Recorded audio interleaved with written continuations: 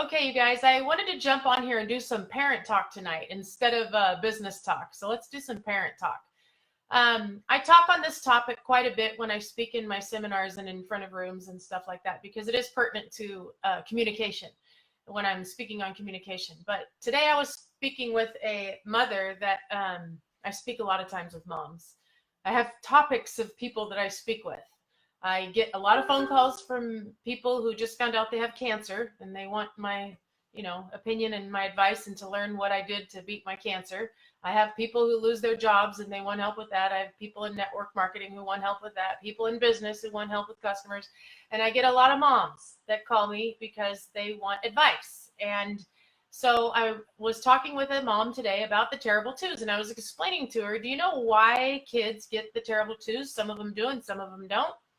And a lot of people don't like to hear this, but it's the parents. It's the parents that create the terrible twos because they don't know how to communicate. And so I'm going to share one story with you that is going to make you either go, oh my gosh, she's right. That's exactly what we did. That's what we do. Oh, so I'm going to share a story with you on why kids get the terrible twos and where they come from and how to prevent them. It's so simple that it's going to blow your mind once you hear it, okay?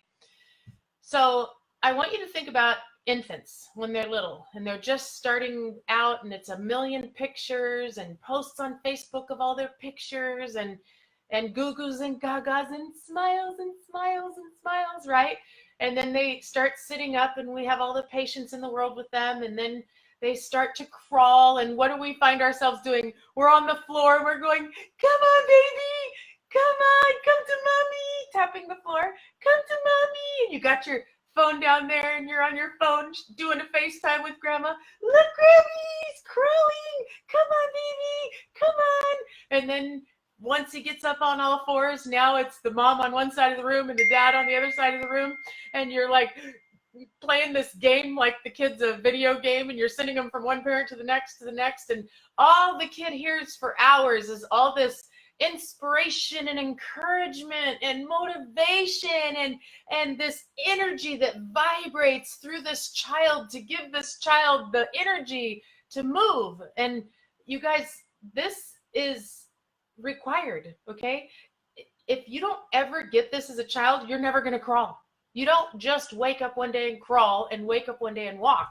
It takes inspiration and motivation and energy and cheering on and love and that feeling that comes from another human being that is giving you their energy to pull you along with them, okay?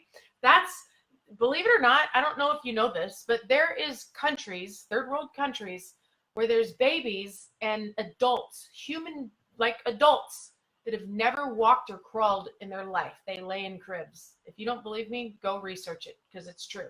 And the reason why is because they've never been touched by human hands. They were born in these countries where their kids are just abandoned and left, and that's what they do. They lay there till they die. It's really sad, but that's what happens. That's why in hospitals, they bring mothers in just to hold babies and love them and cuddle them. When babies are taken away by Child Protective Services or stuff like that, they bring in these moms that hug them. That's why they do that. Okay, so back to the what creates terrible twos and how to prevent it. So then it comes time for the kid to start walking, right? So how does that work? They crawl and they get a hold of the side of the counters and they pull up and they fall down, and you say, uh-oh, come on, get back up, do it again. And they get back up and they do it again, and they fall and they hit their chin and they bite their tongue, and and we're all there just encouraging and inspiring and taking 4 million videos, 4 million pictures, and putting them everywhere for every milestone. And then all of a sudden the baby can stand. And now we're going to try and help it walk. So we're holding it under its arms, right? And we're holding it and we're walking, we're holding it and we're getting it and we're holding our fingers and come on, baby, come on, get up, you can do it. Oh, and it falls down. Come on, you can do it. Ah, and it falls down. And then one day it stands up and you're like, yay, you did it. I'm so proud of you. Okay, let's fast forward like about 6 weeks. 6 weeks, they don't need your help anymore, right? But once they don't need your help, now what do they start hearing? This is where it all happens. Don't go there. No, don't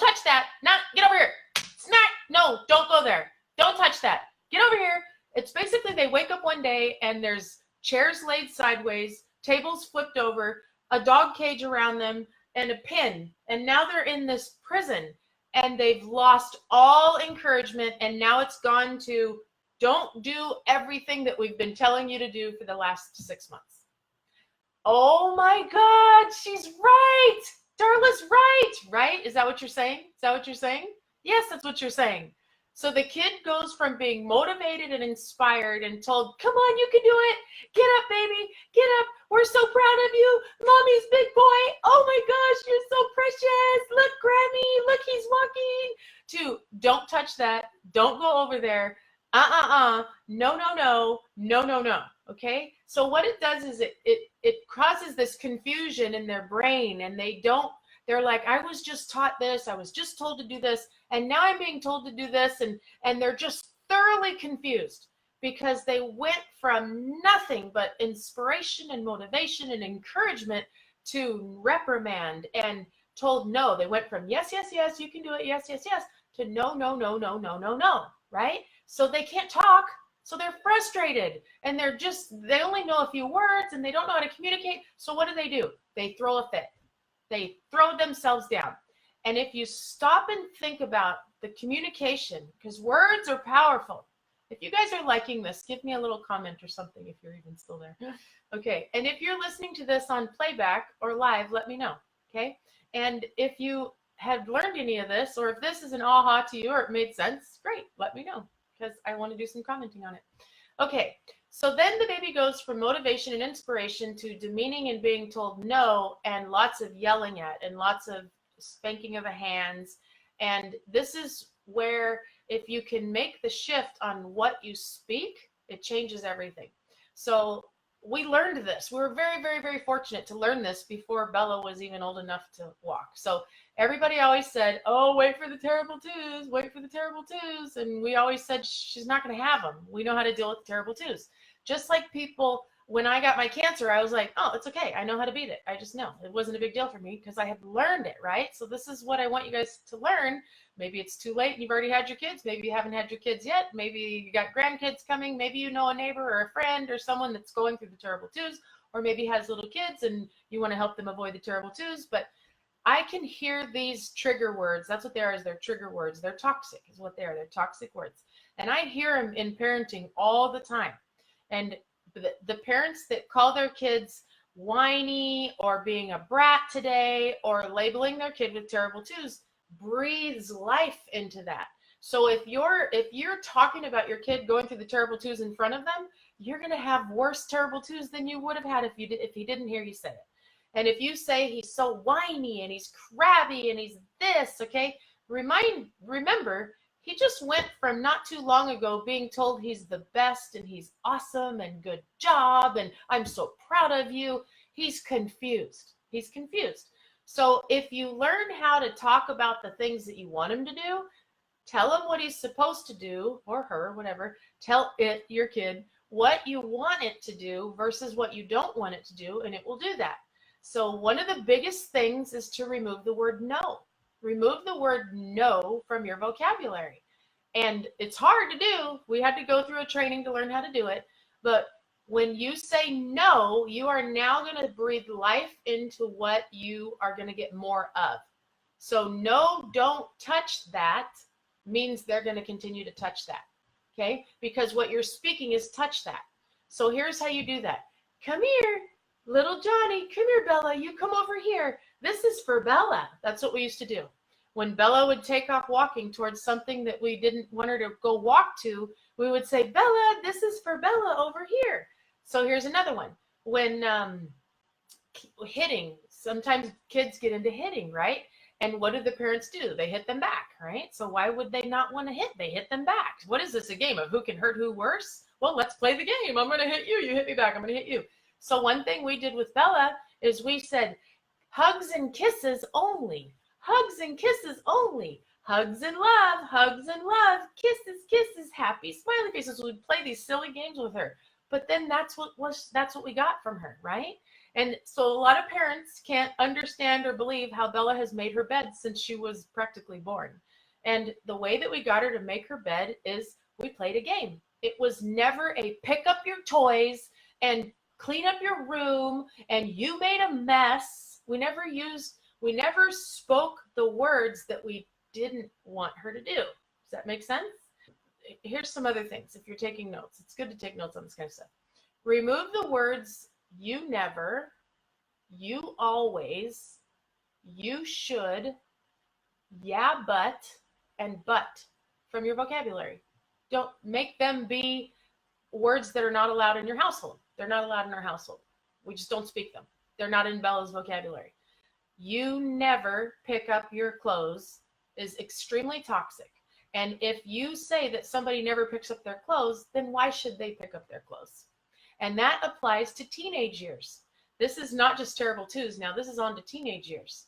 If you tell your kids they never do what they're told, and they never put their stuff away, and they never pick their shoes up, and they never do what they're told, and they never, that's exactly what you're going to get. And so the way you speak and teach to your child or to your teenager or to your spouse even, okay, Jim and I just don't fight because we learned these little things. They're called trigger points.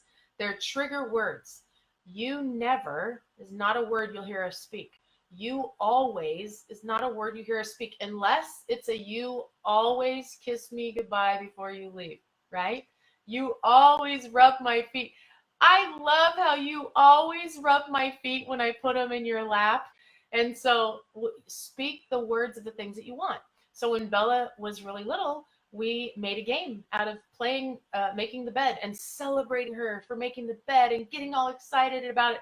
And she made the bed from that point on every day. Every day I can say this child has never left the house without her bed made. And I don't tell her to make it. Her room's cleaner than our room. I don't tell her to do that. It's just because of the habits that we created because we celebrated them through victory, through not through demand and reprimand. Okay? It's all about communication. When you say yeah, but, you're negating what somebody said. So learn instead of saying yeah, but, to say okay, and. Okay, and. So yeah, but is a negative. So a yeah, but is a stop. To say, okay, I hear what you're saying, and now you're moving the energy forward. Okay, you're moving it on through the conversation instead of shutting the person down and negating their opinion, because their opinion is their opinion. It doesn't mean that it's right or wrong. It's their opinion. It's right or wrong. It's right for them, you know? So move it forward. You should is a demand. I would appreciate it if you would. And here's another one. No reprimanding in front of other people. When a child gets reprimanded, they immediately they can't absorb because they're embarrassed. Okay. So with Bella, when Bella was growing up and she would do something or whatever, we had a little code word, and that code word was blue. It was the color blue. And so when we would say something with the color blue in it, it would mean you're in a situation right now that is needing to be discussed, but we're going to not discuss it right now. You know, it's like a little, hey, check yourself before you wreck yourself type of thing. And then we would bring it up later. Now, Jim and I do the same thing. We do not reprimand each other in front of each other. If he says something and I don't agree with it, if it's something that's a lie or whatever, which doesn't happen, but if it's something that is needing to be talked about or dealt with, but if it's irrelevant, like tells a story and the story is, it wasn't a peanut butter sandwich, it was an orange cookie, you know, whatever. It doesn't matter. I don't need to correct them in front of them. But later to say, hey, remember earlier when you said it was an orange, just so you know, or a peanut butter, it really was orange, you know, whatever, you know. So choosing the right timings to do your conversations and your talks, and then learning how to understand and feel the energy of when somebody is above or below the line. So like 2 days ago, Bella texted Jim and I and said, I'm having the best day ever. And I said, why? What's happening? And she says, oh, everything's going good at school. I've got straight A's. I'm playing really good on my game. My fitness is good. I mean, she listed off this whole list of things that were great.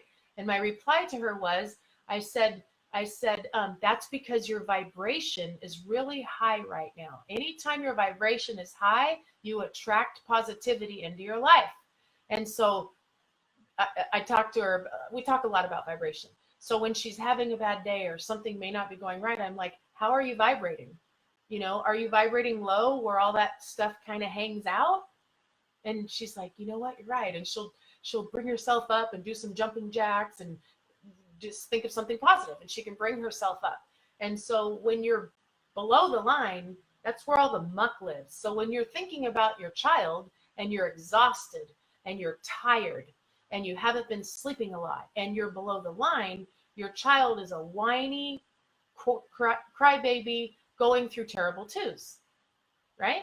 But when you're rested and your vibration is high and you're above the line, your baby is the most precious, beautiful baby, and you're so blessed to have this child in your life, and nothing could be better, and they make you happy. Okay? So learn to recognize when you're coming to the line. You can see it when you're this close to it. It's hard to see it when you're way down here or way down here, but you can see, when you're high on life. When you are high on life, all you see is above the trees. Okay, you're flying high. You don't see any of the stuff that runs down here. No one's trying to gossip with you or talk bad or nothing's your lenses are clean and you can see all the good stuff, okay? But when you're below the line, you're seeing all the negativity in things, and it's not just kids, it's people, it's life, okay? Anyway, I don't want this to run long. I could sit and talk to you guys all night. I hope you learned something or enjoyed a little bit of this. Share it with a mother. Share it with someone who may have a teenager that they could possibly be struggling with. And if you ever want any advice or any questions or anything like that, please don't hesitate to reach out to me, because I'm 50 with a whole lot of experience in a few things. All right, you guys. Appreciate you. Love you. Good night.